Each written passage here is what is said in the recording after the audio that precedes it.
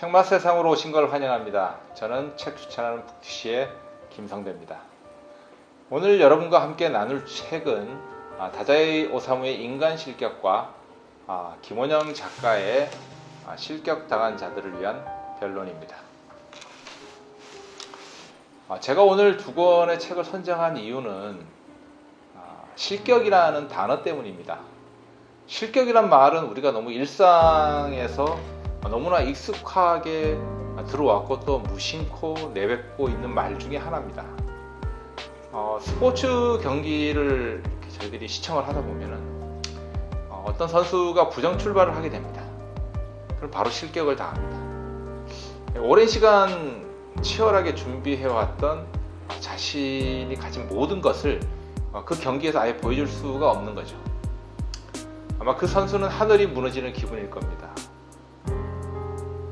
우리는 태어나면서 인생이라는 또 삶이라는 경기장에 투입됩니다.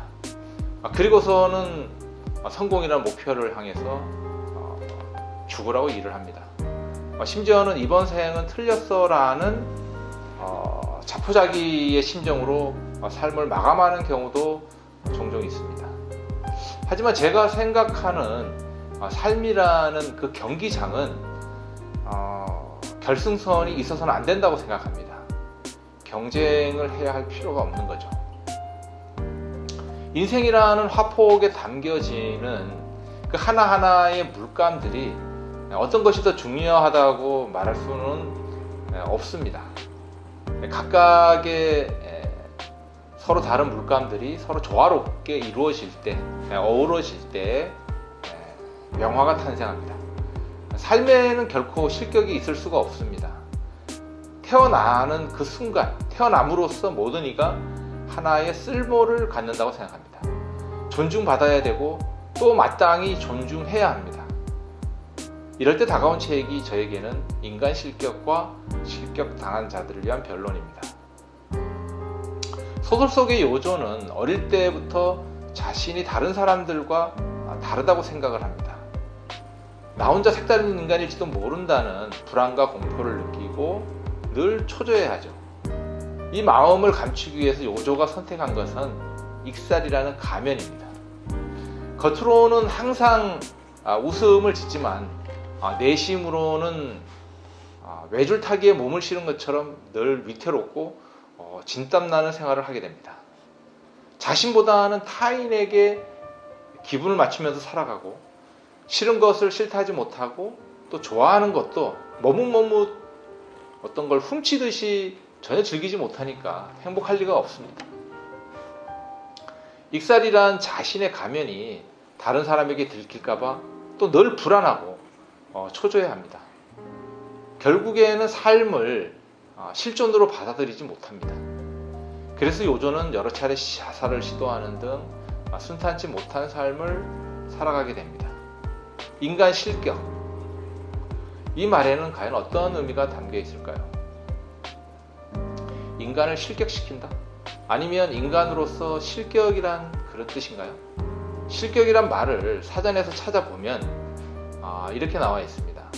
격식에 맞지 않거나 기준 미달이나 또는 기준 초과, 규칙 위반 따위로 자격을 잃는 것을 뜻한다. 이렇게 설명되어 있습니다. 다르게 해석을 하면은 인간으로서 갖추어야 할 어떤 자격이나 기준에 맞지 않는 사람을 일컬을 때도 이 말을 쓸 수가 있습니다. 그렇다면 인간이라는 것이 어떤 것을 또 무엇을 갖추어야만 하는 건가라는 의문이 생깁니다.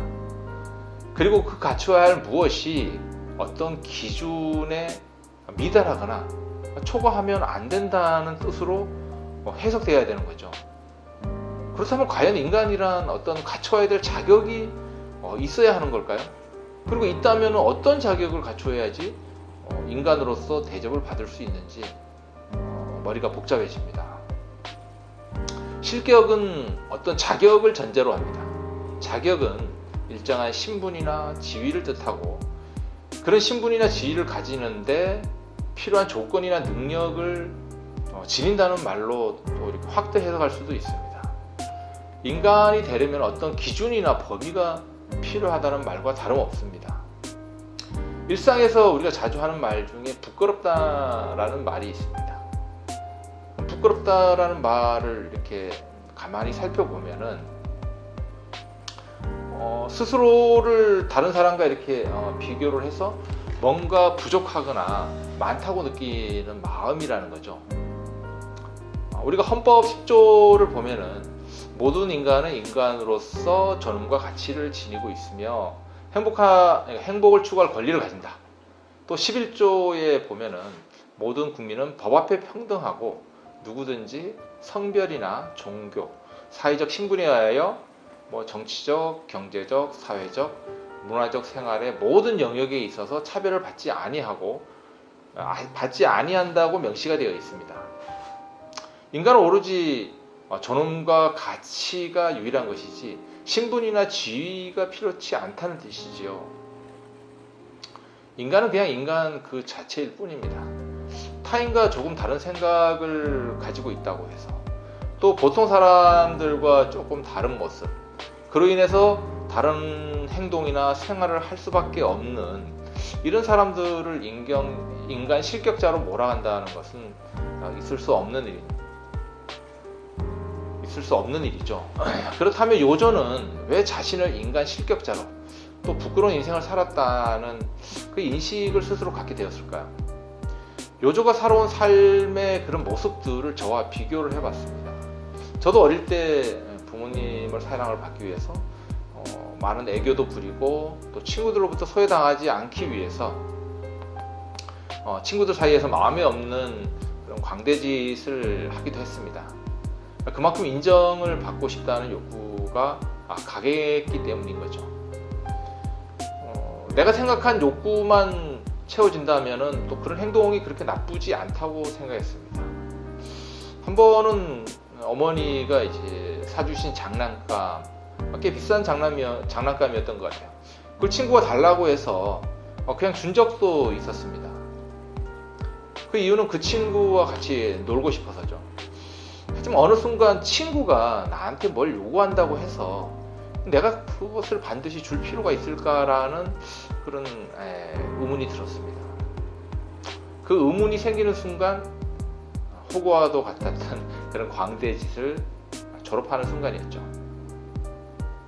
그때 그 친구와의 관계는 서먹해졌지만 그 대신에 나를 이해하는 또 다른 친구들이 자연스럽게 제 주변으로 이렇게 모여들기 시작했습니다. 이게 아무것도 아닌 것처럼 보이지만 타인 지향의 관계에서 타인을 더 생각하는 그런 마음에서 내 자신을 관계의 중심 속으로 이렇게 이끄는 그런 행동이 시작된 거죠.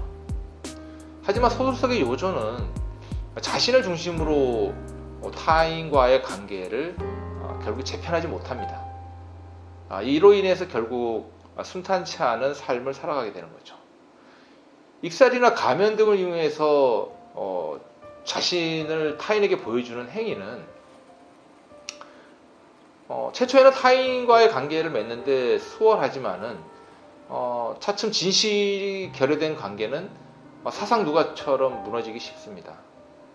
우리가 힘들더라도 내면 속에 있는 자아로 다가가는 이유가 바로 여기에 있습니다.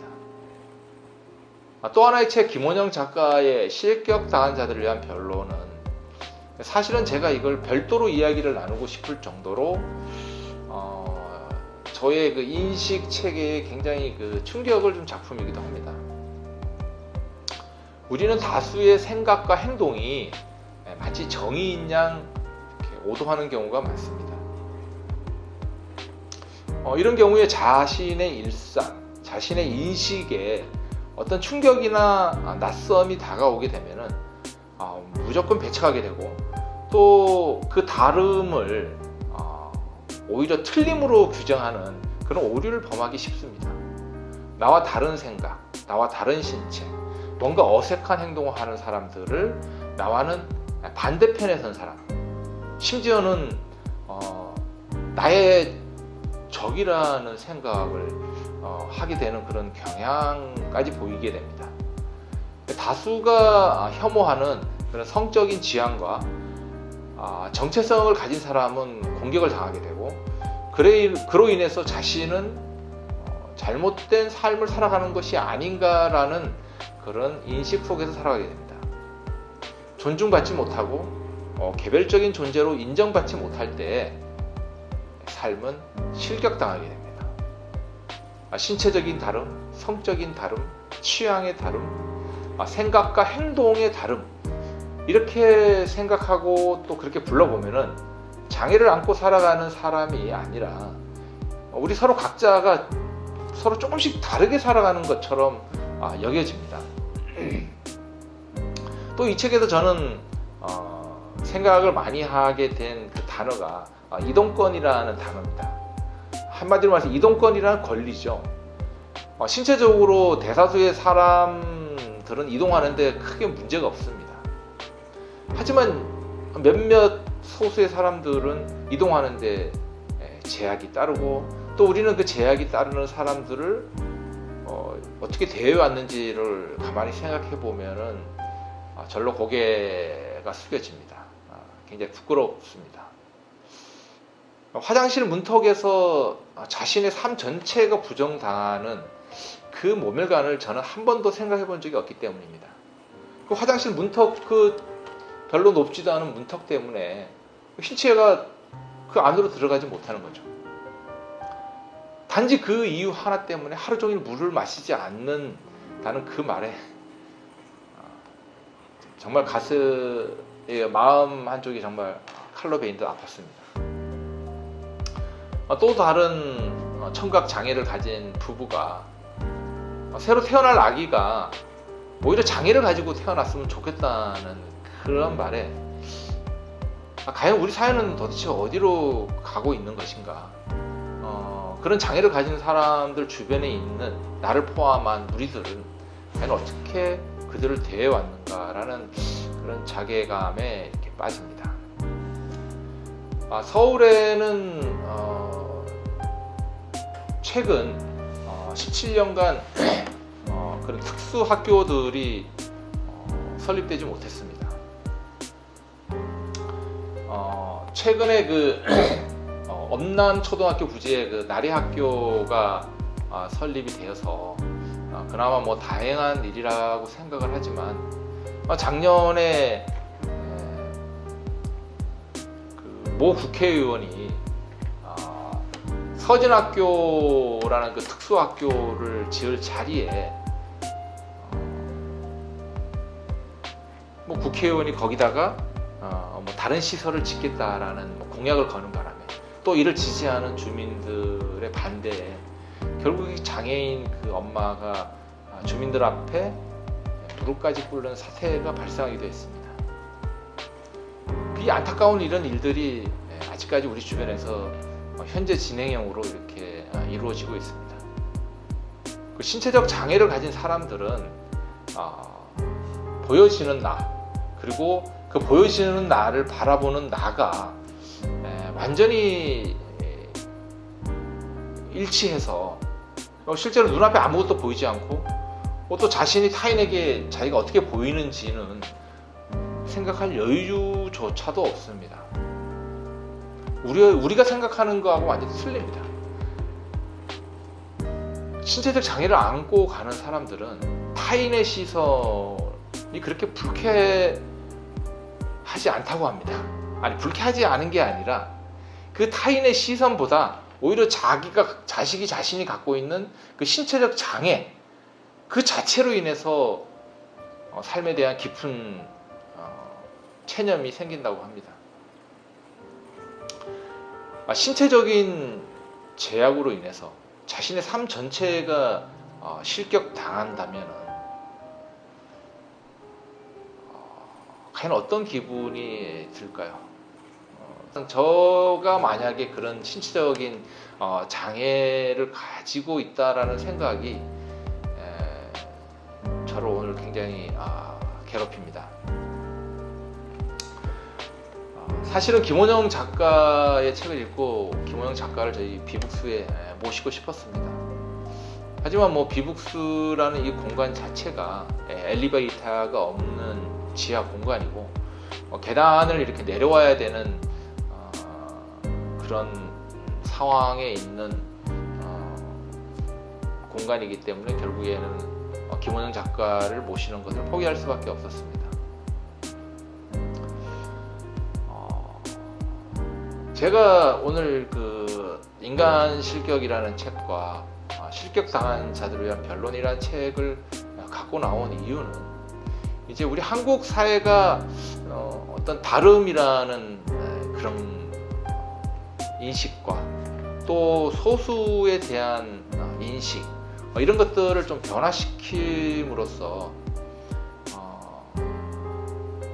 잘못된 삶을 살아간다는 말이 우리 사회에서 좀 사라지는 그런 날이 하루빨리 오기를 소망하는 마음에서 오늘 여러분과 함께 실격이라는 주제를 가지고 이야기를 나눴습니다.